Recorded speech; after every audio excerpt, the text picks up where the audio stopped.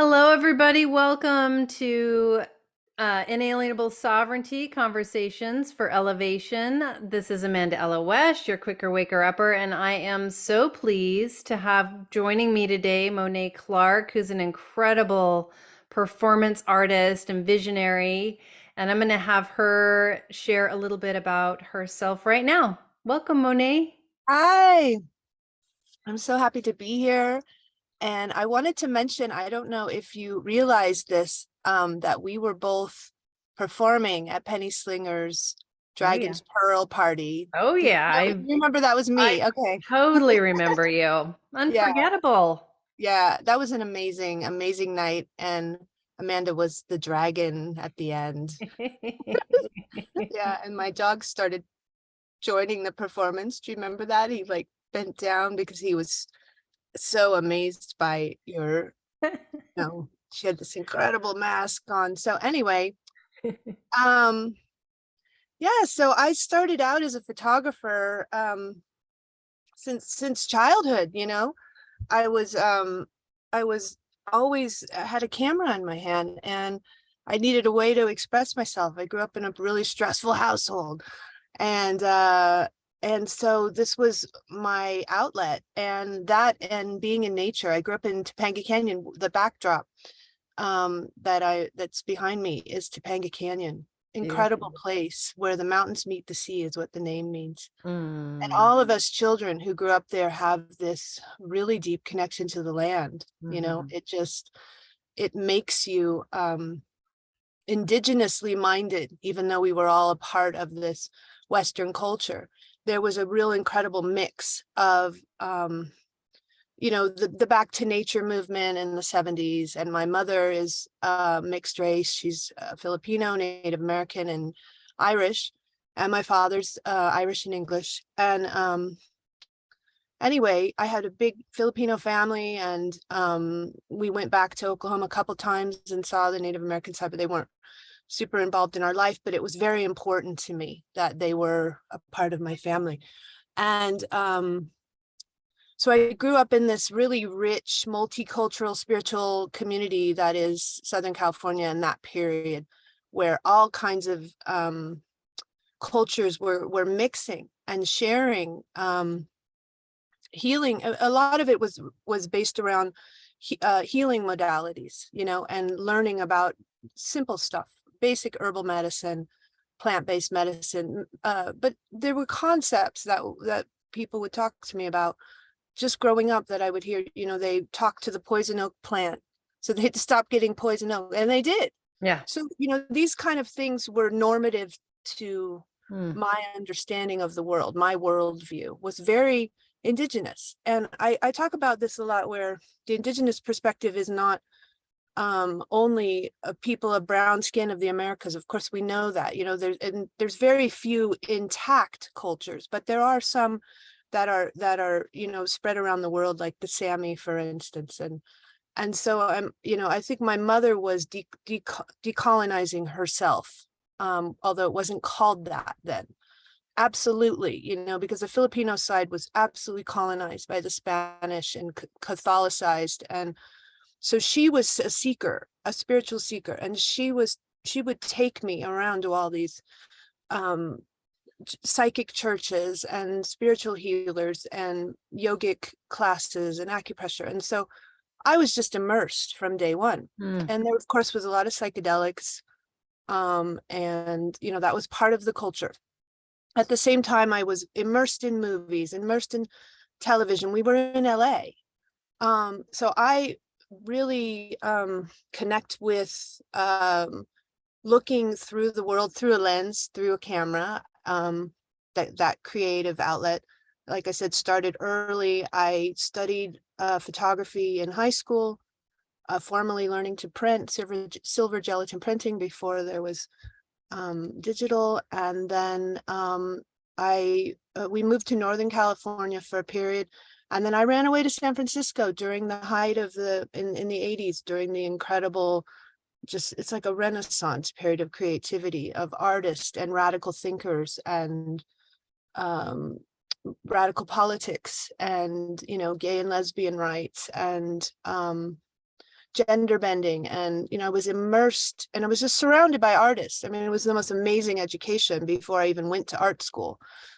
And I had my camera, and I got hired by Honorbacks magazine by Susie Bright, the editor, which was a very radical feminist, lesbian voice, female focused sexuality. I was very interested in sex positive feminism.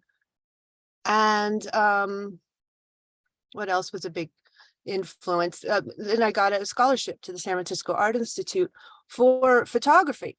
And I found the photography department to be a little conservative, but it was still brilliant. And I was so amazed to be there. I was like this poor kid, street kid, surrounded by like more rich people. And I had a lot of biases about that, which I got over because they're just people. And so I mixed with a lot of different kinds of people. And it was a very radical place for intellectual thought and art. And I found my way to performance video department, which had a really hard edge. I was also very into the music movements of punk rock and just all kinds of alternative performance art. And that juncture where performance art and punk rock combined was always an ongoing thing. I think when people think of punk rock, they just think of this hardcore rhythm, and it really was a more broader creative expression and very political. Yeah. And then I found performance video, fell in love with this idea of setting up the camera on a tripod and working privately with in a space. I'm better now, but I was relatively shy. I didn't want to be on stage, and but I had a lot to express in that way. And so I started making these performance video pieces, and I transferred that methodology to performance based photographic works. And then it's just evolved. I got ill with chronic fatigue syndrome, which is a neuroimmune illness that nobody knew anything about, and AIDS was eclipsing it. Everybody was talking about AIDS and nobody was talking about this thing that I had, and it totally disabled me for 12 years. I had to drop out of grad school, and I was almost finished, and I was showing internationally, and everything was opening up, and I had to go into this very deep healing process to get my health back. And I still go up and down, but I was near death. You understand? I was on the edge of dying towards the end of it. And I brought myself back. So that was my training for my psychic work. But it all combines. All these things combine, because now my work is very based in ecofeminism. And I feel like my psychic work and my ecofeminist work are the same. They are the same activism, because we have a depletion of the yin feminine principles, which are the unconscious, intuitive, prophetic dream ways of getting information. And we're overemphasized on the logical, rational mind. And we need a balance of both. They're both fantastic. I use both all the time. I'm very masculine. I'm a very alpha female. But we dismiss these intuitive, indigenous, original ways of gaining information from nature, from animals. They communicate telepathically, and people look at that as, oh, it's woo, it doesn't exist. That's patriarchy. That's the Western bias, and that's what we have to break through to make some kind of shifts on this planet, because we're destroying nature at such a rapid rate. We're destroying ourselves, right? So that's my history and how it came to now. And now I'm just like, we need to change things. And I'm very out. I used to be kind of secretive about my witchy side, because witches were burned at the stake, and we're still targeted. We're still dismissed and marginalized and laughed at and not taken seriously. And in the art world, before Hilma A.F. Klint had her exhibition and proved to everyone that a woman started abstraction and was a mystic, you couldn't talk about mysticism in the art world without being ridiculed. Not in the mainstream art world. I know there's a visionary art world that's all about that. What a journey you've been on. And there, there's so much Still of what you going. said that is so resonant. I used to teach black and white photography and loved it. Oh, I didn't know that.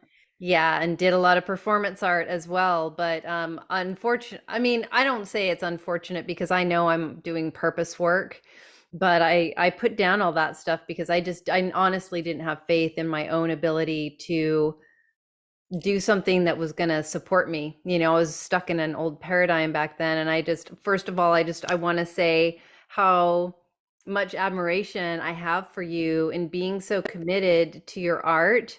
I'm surrounded by amazing artists, and I know it's not an easy path. Um, and It's I, so not an and easy there's so path. much more I want to know. But one thing I want to say that you might love and people who are tuning into this might be interested. I just finished a book called An End to Upside Down Thinking, and it shares countless scientific studies that prove beyond a shadow of a doubt that were swept under the rug because it went against the biases of the scientific community, which is ironic because they're not supposed to have biases, they're supposed to be objective. But beyond a shadow of a doubt, looked at by even skeptical scientists, that there is such a thing as psychic power, that there's all kinds of things in the woo woo world that are actually proven to be true beyond shadow of a doubt. So it is real. And it's been just like everything else of the sacred feminine, shoved Right. aside. And one more little thing is I've heard so many times speakers and people on stage say, "Oh, the witch burning is over. We need to come out and speak and be strong women." I'm like, well, It's not. it's not. I mean, it's not over, and I still understand why there's a lot of fear for women and people who are outside the box, who are speaking the sacred feminine, why there's fear. And it's so important for people who do have the courage to speak up, but also support each other. So I just wanted to share those things. And I'm really curious because you said you brought yourself back from that edge of death. And I'm curious, what was it that what did you find that brought you out of that? I'll answer that in a minute. It took a lot. Yeah. It wasn't just one thing.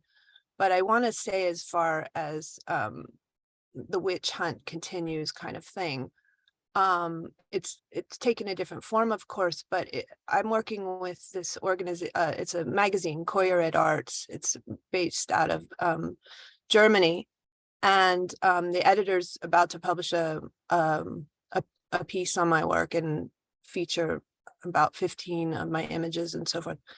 And she's led me down this whole path that I wasn't really understanding. Like on Instagram, there's something called shadow banning, where people who speak of consciousness and spirituality and radical politics they're minimized in the feeds so that you don't Mhm. get the likes, you don't, Yeah. so these kind of forces are there to, and this has been going on for a long time. And um in the scientific community, I will say I was fortunate um to be exposed to lots of science that backed up the perspectives that I grew up with.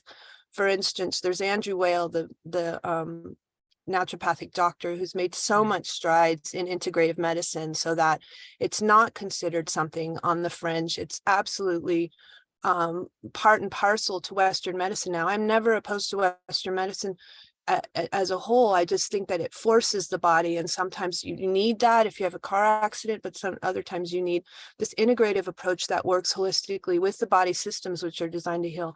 And so the other thing is, all of the subatomic physics studies have unequivocally shown that our intention affects the outcome of the studies that they were doing in subatomic physics. So that completely backs up the intention-based, witchcraft kind of work, spiritual work. And they've studied yogis that were meditating and they don't understand how their heart rate and their temperature does all these things, you know. And also the Russians have studied an incredible plethora of years and years and years of studying mystic phenomena, and they have all kinds of scientific data and research that proves all of this stuff. Mhm. And so anyway, and there's one more, the military, of course, Yeah. studies anything where they give them an edge. I saw a documentary once and I read more about it. In World War II, when pilots had a hunch that there was enemy fire on their tail, there usually was. And the military took notice of this. And so they did a whole study on psychic phenomenon and how people have intuition. We all know what street smarts is. We all know that feeling that there's somebody following you walking down the street that doesn't feel quite right. We use our intuition all the time. It's really not, you know, I work as a psychic. I have a pretty intense gift, and that'll lead me back to the healing of myself and how I brought myself out of near death. I trained for 12 years in that time and fine-tuned my gift. I probably was born with a little more in that department than maybe the average person, but everyone has it. Everyone can do this training. Everyone can balance out their logical linear mind with their intuitive Uh-huh. unconscious mind. And so I worked with integrative health care practitioners, which are naturopathic doctors. So they're MDs. You know, we did mercury and arsenic removal from my body. We had moved to a Northern California town where mining happened during the gold rush, and it's strewn with arsenic and mercury, and there's high cancer levels. This is well documented stuff. It's not talked about. When I went to the hospital at my worst, they never tested me for, I didn't find out for 7 years into my Mm. illness. This Oh my was a God. part of the issue. Now Stanford for the last, I think, 7 years has been researching the disease that I have. And they've concluded that is like a post-viral inflammatory condition, just like COVID long haulers. And now there's this huge, COVID has just shed the light, as you know, on so many things, including my disability. And so I was eating before they discovered it's an inflammatory condition, and all the myriad of symptoms are caused by inflammation. I was seeking help with a Tibetan doctor. She put me on an anti-inflammatory diet. It changed my life. My symptoms just started to drop away. Mm. I still have this exertion intolerance where I can't hike a long ways, but I can do a lot more than I could. At my worst, I couldn't lift my arms or legs, right? At that period, I was doing core shamanism. It's Michael R. Harner, I think that's his name. Mhm. It's he studied shamanic practices all over the world and found their commonalities and taught a very kind of unculturally specific way to get into a trance and access your own unconscious mind consciously in a waking dream. And you record your sessions and you do it with the drum track. You do not need drugs to get there. That's what I always tell everyone, is way off into whatever. That's fine. Whatever opens them up. I mean, I did LSD the first time when I was 9 years old. That's the Mm. culture I grew up in. So by the time I was in my 30s, I have no interest, you know. And it's fine. I'm glad I did that at that. I'm glad I went through that because it did open me up, and it was a leap for humanity when the 60s happened and all that. But I was, you know, so sick I couldn't do anything like that. But I was having these really psychedelic experiences, bedridden, doing the shamanic work. I really credit that period with laying the foundation for my recovery. In my waking dreams, I moved through many traumatic events, soul retrieval, you know, all the kind of stuff you do with a healer, but I was able to do it myself because I had a lot of experience. I'll just say that. But I also saw my life post this bedridden state. And I Mhm. literally visualized myself well and literally brought myself from doing that. This is not, this is not it's not unscientific. If you look at neuroplasticity research, this is part of how people retrain their brain after a Yeah. stroke. You have to retrain your brain. You Yeah. have to retrain your body to remember wellness. And then it's like all the tools that you used for your survival at one point you have to let go of, or to deal with illness you have to let go of. I was on some medication at one point because I couldn't sleep.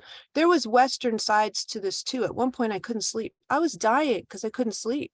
Mm. And I got on a medication that finally helped me sleep. And then as I got better and could walk and what's going on with my life, I slowly whittled off it because I know better. You just don't stay on those things forever. They're training wheels, in my opinion. That Mhm. if you've got paranoid schizophrenia and it keeps you from going, bipolar or whatever, that's different. But if you just need something temporarily, use it and then move on. Some people get so stuck in one way or the other, everything's of the earth, all these tools. So I used best chiropractic. I got on some homeopathic medicine at one point for vaccination injury. And I say that with, I don't really want to get into that whole subject, Yeah, but no, understandable. but well, I just support people's choice. Yeah, And I me know that too. vaccination has eradicated all kinds of diseases. I just think they need to be studied and improved because there are a percentage of people who don't do well on them. I Yeah. have mast cell activation syndrome. I have a exemption because of it. And I've had that since back then and didn't know. So, and I had high levels of mercury and arsenic in my body. So the ethyl mercury didn't react well. So I got on some medicine to resolve that issue, which is the triggering thing that got me sick. It's what sent me into it. I think I had a whole bunch of things that made it easy for me to get sick. Okay. And then I had to kind of address each one. I had to address emotional trauma. I had to address ancestral trauma. I feel like I'm on an accelerated spiritual path. And I don't mean that in some kind of blown up way. People look at you like a victim when you're disabled. And it's like, well, I think I'm actually moving through more stuff than I could have in any other way. Hmm. So I'm kind of actually grateful. And it's been a huge healing to my matrilineal line where there's so much trauma. And so I addressed that. I did cranial sacral work. I did Reiki with really masterful people, not just your average Reiki people. And they did a marathon on me where I got Reiki from practitioners all over the world at the same time for 12 hours straight. I mean, that shifted my whole makeup. And I ate a very specific way in a rotation diet because I was allergic to everything unless I would get allergic to it if I didn't eat. If I ate the same food with less space in between them 4 days, it would show up in my system as an allergen again. It was horrible. Mm. I did tons of meditation, tons of mantra work. I was doing spiritual practice when I was bedridden pretty much from the moment I woke up to going to sleep. Um, and it wasn't fun a lot of the time. It was a really challenging, Yeah. painful experience, but I worked through so much that by the end, my focus for psychic work, when I read somebody, the precision is unbelievable because I had that Mm. training. In the beginning years, I studied with a psychic school, which is like the Berkeley Psychic Institute, but it's a San Francisco one. And then years later, I studied at the Southern California Psychic Institute. It's the same training, but so I did more to kind of you know, strengthen my tools again after having done it like 30 years ago. But I studied for the first 3 years of my illness because I was an empath. And children who grow up, on alarm all the time, you develop empathic abilities. It's very common. Oh, yeah. Um, and that's a gift, and it was a challenge to go through, but it's a gift. Yeah. But then you have to learn how to control the gift because I was so empathic. I could feel everyone everywhere. And when I got sick and I was weak, it was totally would wipe me out. And I Yeah. was like, what is going on? And I thought everybody was like that. I didn't know I was different until I got sick. And then I was like, whoa, I am really different than most people. I just didn't realize it. And I went to psychic school and I learned how to control it. I don't have those problems anymore. People Beautiful. don't wipe me out Beautiful. at all. I mean, it just, I Beautiful. don't have that. Um, and uh, so God, a lot of grounding, a lot of earth-based medicine. It was spiritual practice mostly what got me better. But it, like I said, I was on some Western medicine, I was on this. It's a Yeah. combo. It's a Yeah. combo. Yeah. I feel And you. then I went to Brazil after I was well enough to walk, and I sat at a spiritism healing center for a year in meditation, basically recalibrating what it was like to be a normal, healthy person again, you know, in an environment where there were a lot of people doing the same thing, which was Mm. very supportive and amazing. Mm. Um, and I visualized myself dancing when I was bedridden. Mm.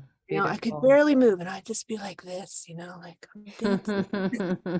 you know, I love to dance. So it was, people ask me that all the time, and I'm like, do you have an hour to me? Like, Yeah. it's like It so. sounds like really forced you to ground zero, and then really activated everything that you had in your tool belt and more. All of a sudden it was like, oh, I really, really, really see the value of it. And I'm curious, I can't believe we are like at the end of our time. It feels like we just started. Time is Time has Long-winded. been like that lately, but ho- if people are interested, I mean, you've done incredible videos, you've got incredible artwork. You shared a bunch with me, which was very moving and resonant for me, and I encourage people to check that out. But for anybody who is intrigued by your art, your activism, your healing journey, your psychic gifts, so much, and they're all connected. They're all How can connected. they stay connected with you and be, Yeah, benefit from your wisdom? thank you. I have my art website, which is www.monetclark.com. It's MONET, like the painter. I did not name myself. My parents did. Clark without an E, monetclark.com. Um, I have updates and, whatever's going on if I have a show and so forth, but a lot of work, a lot of my video work. I do have a YouTube channel. It's not, gosh, that's terrible. I don't know the name of it. But if you look me up, actually, if you just Google my name, a lot of stuff comes up, Monet Okay, Clark. beautiful. Um, and I think the YouTube channel comes up, and various articles and things. I'm on Instagram as my name. I didn't think of something clever. I'm on Facebook as my name. I know afterwards I was like, oh, I'm supposed to be like something, you know, witchy woman. But and as far as readings, I use my middle name, which is Domonique, and it's monetdomonique.com, and it's DOMONIQUE. Sometimes it's easily, people spell it with an I. It's monetdomonique.com. I have a bit of my story that I talked about, how it relates to my artwork. Lots of reviews, and people can tell you their experiences with working with me, and then a whole list of the services that I offer. I love doing that work. It is so fluid. It doesn't matter what state of health I feel that day.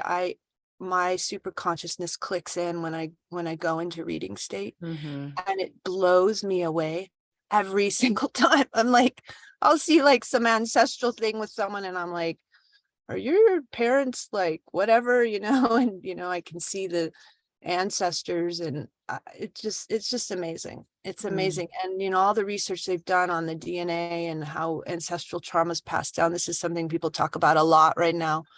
I experienced that in my own healing journey Yeah, years ago, and it's my pleasure to help people with that now. But I beautiful. can answer questions. I can do simple psychic work. I don't go into other people's space. I'm not going to read you what your boyfriend thinks. Yeah, It's not appropriate.